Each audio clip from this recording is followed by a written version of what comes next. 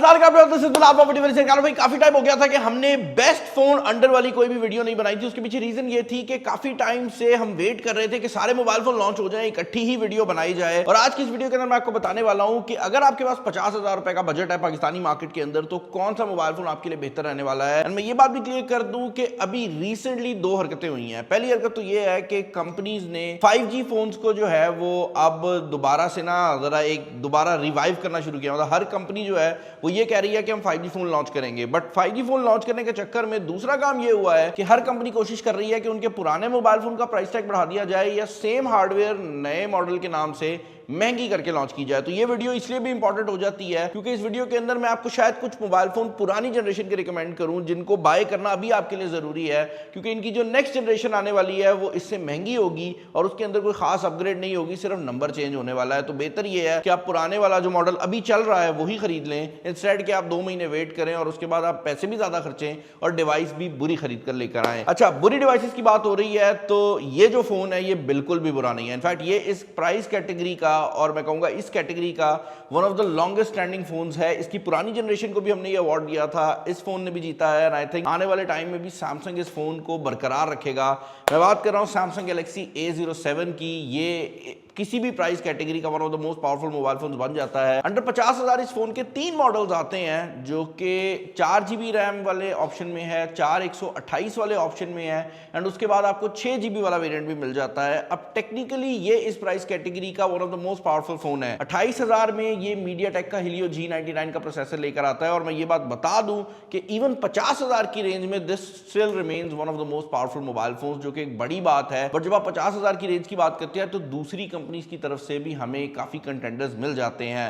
अब अगर तो आप एक नो फ्रिल्स फोन ढूंढ रहे हैं, मतलब एक ऐसा फोन जिसको आप खरीदें, आपको पता हो कि ये लॉन्ग टर्म चलेगा भी, मार्केट वैल्यू भी होल्ड कर लेगा, जेब से निकालेंगे तो ब्रांड भी बड़ा होगा, तो उस लिहाज से ये फोन अच्छा है। G99 का प्रोसेसर है, रैम आपके पास 3 ऑप्शन हैं, 28,000 में है, दूसरी आई थिंक 34 में है और फाइनली आपको 50,000 रुपए की रेंज में 6GB रैम मिल जाती है। तो आपने अपने हिसाब से देख लेना है। कैमरा इसका डिसेंट है, बहुत कमाल नहीं है, ओके कैमरा है।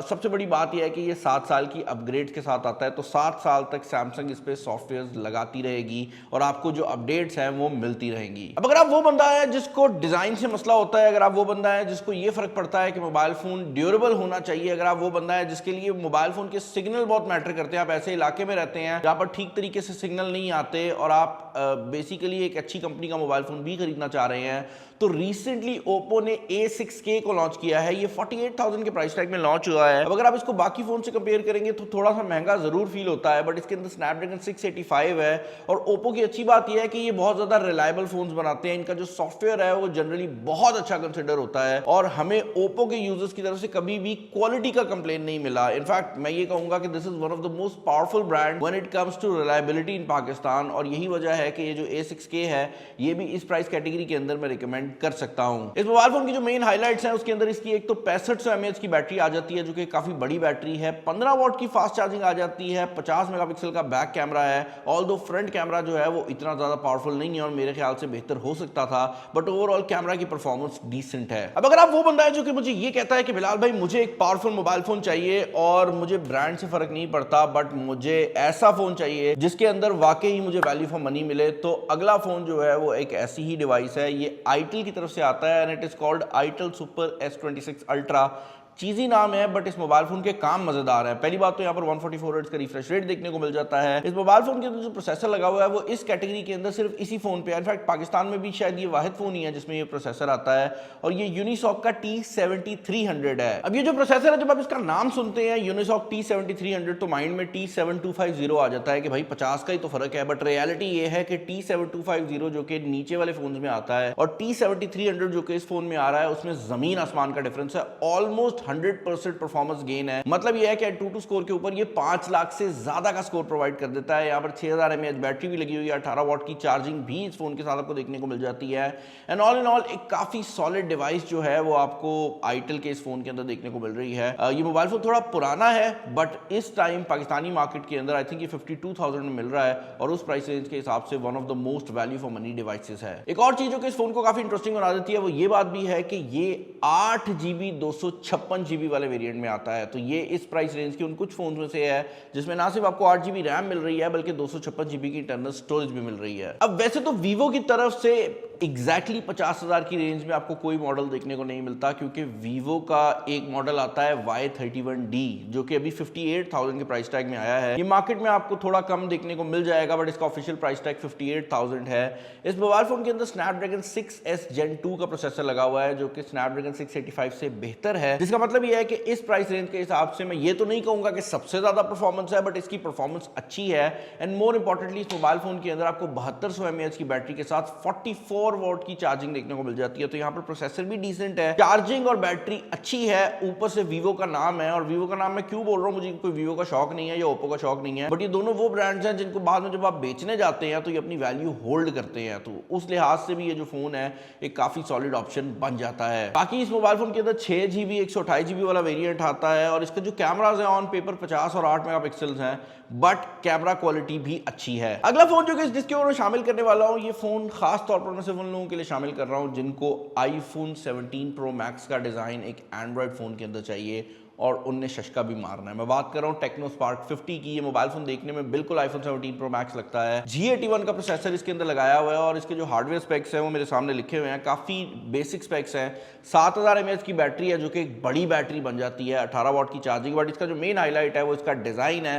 इसका जो प्राइस टैग है वो 47,000 आया है, बट अगेन ये आपको पाकिस्तानी मार्केट में इससे काफ़ी कम प्राइस टैग में देखने को मिल जाएगा। अगला फोन जो कि इस लिस्ट के ऊपर मैं शामिल करने वाला हूँ, ये इस प्राइस कैटेगरी का सबसे पावरफुल मोबाइल फोन है। मतलब इससे ज्यादा पावर वाला प्रोसेसर आपको नहीं मिलेगा। इनफैक्ट ये इस प्राइस कैटेगरी का वाहिद फोन है जो कि आपको 5G भी देखने को मिलता है। मैं बात कर रहा हूं ZTE Nubia Neo 2 की। 2024 के एंड में ये फोन रिलीज हुआ था पाकिस्तानी मार्केट के अंदर और आज तक इस प्राइस कैटेगरी का सबसे पावरफुल मोबाइल फोन है। इसके अंदर यूनिसॉक का T820 वाला प्रोसेसर जो है वो आपको देखने को मिल जाता है। 50 मेगापिक्सल का बैक है और जो कैमराज हैं उनके बारे में मैं यही कहूंगा, मैंने इसको टेस्ट किया था, कैमराज आर ओके। मतलब कैमरा के लिए अगर आप ये फोन खरीद रहे हैं तो I would not recommend this phone, but अगर आप प्रोसेसिंग परफॉर्मेंस की बात करते हैं तो this is the most powerful phone in this price category. And again ये भी 8GB 256GB वाले वेरिएंट में आ रहा है और आई थिंक 52,000 के प्राइस टैग में मार्केट में आपको देखने को मिल जाता है। अगर आपके लिए कैमरा भी इंपॉर्टेंट है तो T760 के साथ ZTE का ही एक फोन है फोकस प्रो, वो भी आता है। वो 1000 महंगा है, 53,000 का उसका प्राइस टैग है। वो फोन भी अवेलेबल है, उसमें 108 मेगापिक्सल का कैमरा है, बट उसमें भी मैं ये कहूंगा कि कैमरा जो है ना मुझे पसंद आया था, बट ऐसा नहीं है कि मैं कहूँ भाई बहुत ही कमाल कर दिया। ऑल दो पेपर पे देखने में उसका 108 मेगापिक्सल कैमरा काफी पावरफुल लगता है। फोन की जो लुक है वो महंगी जरूर है। मतलब फोन को दूर से देखेंगे ना तो आपको दोनों इन फोन्स में, ZTE के फोन्स में ना, एक में गेमिंग वाइब पूरी आएगी और एक में आपको ऐसे लगेगा कि आपने कोई वो होता है ना Xiaomi का कोई अल्ट्रा फोन पकड़ा हुआ है, उस टाइप की वाइब आती है। पूरा कैमरा लगता है। फाइनली भाई Xiaomi की बात हो रही है तो Xiaomi का 40,000 की रेंज में Redmi 15C आता है। G81 प्रोसेसर है, उसके अलावा बेसिक हार्डवेयर स्पेक्स हैं। लेकिन अच्छी बात यह है कि अगर आप इसके परफॉर्मेंस को कंपेयर करते हैं तो वही टेक्नो वाली परफॉर्मेंस इस फ़ोन में भी मिल रही है जो आप टेक्नो में 47 में ख़रीद रहे हैं। ये फ़ोन आज भी 39 में देता है, तो उस लिहाज से I can definitely recommend this phone. इसी प्राइस रेंज में ऑनर का X7C भी आ जाता है। 6000 mAh की बैटरी है, 108 मेगापिक्सल का बैक कैमरा है और 35 वॉट की चार्जिंग है। अगेन दीज आर वो फोन्स के मैं बता सिर्फ इसलिए रहा हूँ कि अगर आप होता है ना कि मैंने यही ब्रांड लेना है तो उसके लिए बता रहा हूँ। जो फोन्स बहुत कमाल है वो मैंने आपको बता दी और बहुत कमाल की बात हो ही रही है तो इन्फिनिक्स की तरफ से आता है इन्फिनिक्स हॉट 60 Pro। 55,000 की रेंज में पाकिस्तानी मार्केट में मिल जाएगा। G200 का प्रोसेसर है, डिस्प्ले भी इसका जो है वो काफ़ी हाई क्वालिटी है। 5160 mAh की बैटरी इस फोन के अंदर आपको देखने को मिल जाती है। 50 मेगापिक्सल का बैक कैमरा है, 13 मेगापिक्सल का फ्रंट है, कॉर्निंग गोरिल्ला ग्लास 7i है एंड ओवरऑल एक काफ़ी डिसेंट डिवाइस है। हॉट 60 Pro एक अच्छी ऑप्शन है, बट हॉट 70 जो है वो 1-2 महीने के अंदर आने वाला है। हमने ऑलरेडी इसके लीक्स देख लिए हैं, तो अगर आप इन्फिनिक्स में जाना चाहते हैं आप हॉट 60 की तरफ जा सकते हैं। बट अगर आप मेरे फाइनल पिक्स कहेंगे, सैमसंग कहूँगा उन लोगों के लिए जो कि स्टेबल फ़ोन लेना चाह रहे हैं। वीवो और ओप्पो भी मैं रिकमेंड कर सकता हूँ। ZTE अगर आपको बहुत पावरफुल फ़ोन चाहिए तो आप ZTE की तरफ भी जा सकते हैं। एंड अगर आपको ओवरऑल वैल्यू फॉर मनी चाहिए तो आईटेल का जो S26 है वो भी एक काफ़ी सॉलिड ऑप्शन है। बाकी चैनल पर नया, चैनल को सब्सक्राइब कर लीजिएगा, वीडियो पसंद आए तो लाइक कर दीजिएगा। और अगर आपके पसंद का ब्रांड मैंने इस वीडियो में नहीं बोला और कोई फ़ोन है जो मिस हो गया है, नीचे कॉमेंट्स में बताएं, नेक्स्ट टाइम उसको भी हम ऐड कर देंगे। इस वीडियो में इतना ही। This is Bilal signing off. अल्लाह हाफ़िज़।